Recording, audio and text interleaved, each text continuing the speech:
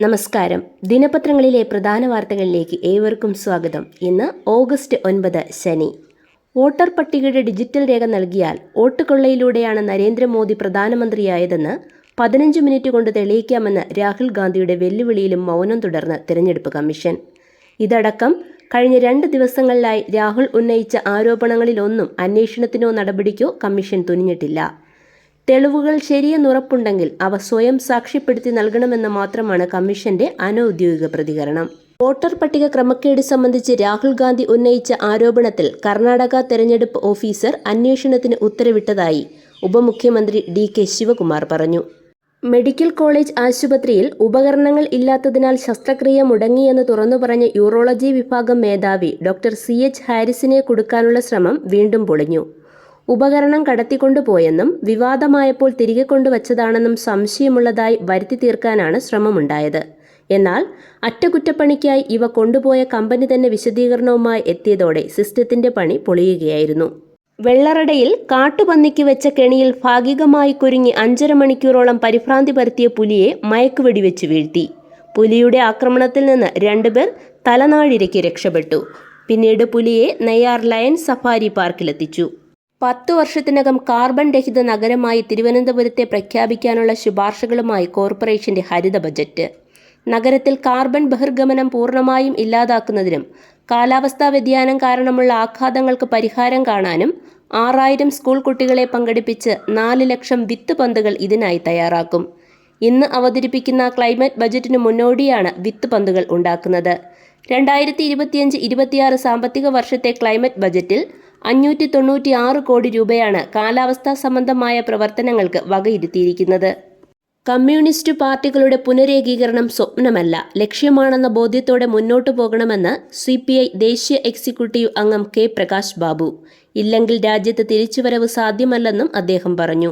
CPI ജില്ലാ സമ്മേളനത്തിന്റെ ഭാഗമായി പ്രതിനിധി സമ്മേളനം ഉദ്ഘാടനം ചെയ്യുകയായിരുന്നു അദ്ദേഹം.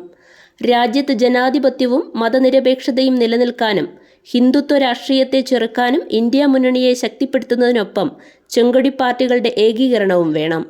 അമൂല്യ നിധിശേഖരം സൂക്ഷിച്ചിട്ടുണ്ടെന്ന് വിശ്വസിക്കുന്ന ശ്രീ പത്മനാഭസ്വാമി ക്ഷേത്രത്തിലെ B നിലവറ തുറക്കില്ല. ക്ഷേത്രതന്ത്രി ഉൾപ്പെടെ 5 അംഗങ്ങളുള്ള ഭരണസമിതിയിൽ സംസ്ഥാന സർക്കാരിന്റെ പ്രതിനിധി മാത്രമാണ് ഈ ആവശ്യം മുന്നോട്ട് വെച്ചത്.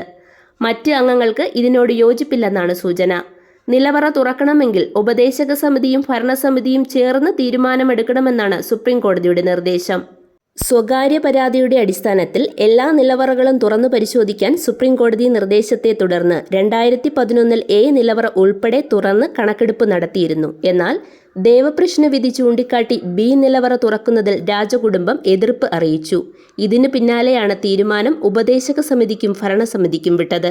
സംസ്ഥാനത്തെ റേഷൻ കട ഉടമകൾക്ക് 70 വയസ്സ് പ്രായപരിധി കർശനമാക്കി സിവിൽ സപ്ലൈസ് കമ്മീഷണറുടെ സർക്കുലർ. 70 മുകളിൽ പ്രായമുള്ളവർക്ക് ലൈസൻസ് പുതുക്കി നൽകണ്ടെന്നാണ് നിർദ്ദേശം. നിലവിൽ 70 വയസ്സ് പിന്നിട്ടവർ ലൈസൻസ് അനന്തരാവകാശിക്ക് മാറ്റി നൽകണം. 2026 ജനുവരി 20-നകം ഇങ്ങനെ മാറ്റി നൽകാത്ത ലൈസൻസുകൾ റദ്ദാക്കി പുതിയ ലൈസൻസിയെ നിയമിക്കണമെന്ന് സർക്കുലറിൽ പറയുന്നു. KSFE വർഷം 1 ലക്ഷം കോടിയുടെ ബിസിനസ് ലക്ഷ്യം കൈവരിച്ച് ഇന്ത്യയിലെ ബാങ്ക് ഇതര സ്ഥാപനങ്ങളിൽ മുൻനിരയിലെത്തി. ചിട്ടിയും റീറ്റെയിൽ ബാങ്കിങ്ങിന് സമാനമായ നിക്ഷേപങ്ങളുമാണ് ഈ വിജയത്തിന് കാരണം.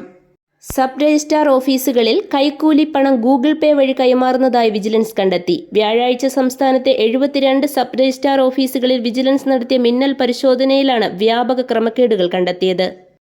തീരുവ തർക്കത്തിൽ പരിഹാരമുണ്ടാകാതെ ഇന്ത്യയുമായി ഇനി വ്യാപാര കരാർ ചർച്ചയ്ക്കില്ലെന്ന് US പ്രസിഡന്റ് ഡൊണാൾഡ് ട്രംപ്. വർഷാവസാനത്തോടെ അന്തിമ കരാറും ജൂണിൽ ഇടക്കാല ഉടമ്പടിയും ലക്ഷ്യമിട്ട് 5 റൗണ്ട് ചർച്ചകൾ പൂർത്തിയാക്കുമ്പോഴാണ് ട്രംപിന്റെ പ്രഖ്യാപനം. ഈ മാസം 25-ന് ഡൽഹിയിൽ നടക്കാനിരുന്ന അടുത്ത റൗണ്ട് ചർച്ച ഇനി നടക്കാൻ സാധ്യതയില്ല. US-മായി ചർച്ച പാളിയതിനു പിന്നാലെ യൂറോപ്യൻ യൂണിയനുമായുള്ള വ്യാപാര കരാർ വേഗത്തിലാക്കണമെന്ന് ധനകാര്യ കമ്മീഷൻ അധ്യക്ഷൻ പറഞ്ഞു. യൂറോപ്യൻ യൂണിയനിൽപ്പെട്ട കമ്പനികൾക്ക് ഇന്ത്യൻ വിപണിയിൽ ആനുകൂല്യങ്ങൾ ലഭിക്കുമ്പോൾ അമേരിക്കൻ കമ്പനികളിൽ നിന്ന് ട്രംപിന് മേൽ സമ്മർദ്ദമുണ്ടാകുമെന്നാണ് സാമ്പത്തിക വിദഗ്ധരുടെ പക്ഷം. വടക്കൻ ഗാസയിലെ ഏറ്റവും വലിയ നഗരമായ ഗാസ സിറ്റി പിടിച്ചെടുക്കാനുള്ള സൈനിക നടപടിക്ക് ഇസ്രയേൽ സുരക്ഷാ ക്യാബിനറ്റ് അംഗീകാരം നൽകി. ഗാസയിൽ ആക്രമണം വ്യാപിപ്പിക്കുന്നതിനെതിരായ രാജ്യാന്തര എതിർപ്പ് അവഗണിച്ചാണ് തീരുമാനം. ഇതോടെ ഇസ്രയേലിന് ആയുധം നൽകുന്നത് നിർത്തിവെച്ചതായി അടുത്ത സഖ്യകക്ഷിയായ ജർമ്മനി പ്രഖ്യാപിച്ചു. ബ്രിട്ടൻ, ഓസ്ട്രേലിയ എന്നീ രാജ്യങ്ങളും എതിർപ്പ് പ്രകടിപ്പിച്ചു. ഇസ്രയേൽ തീരുമാനം യുദ്ധക്കുറ്റമാണെന്ന് ഹമാസ് പ്രതികരിച്ചു. ഇതോടെ ഇന്നത്തെ ദിനപത്രങ്ങളിലെ പ്രധാന വാർത്തകൾ സമാപിക്കുന്നു. നന്ദി, നമസ്കാരം.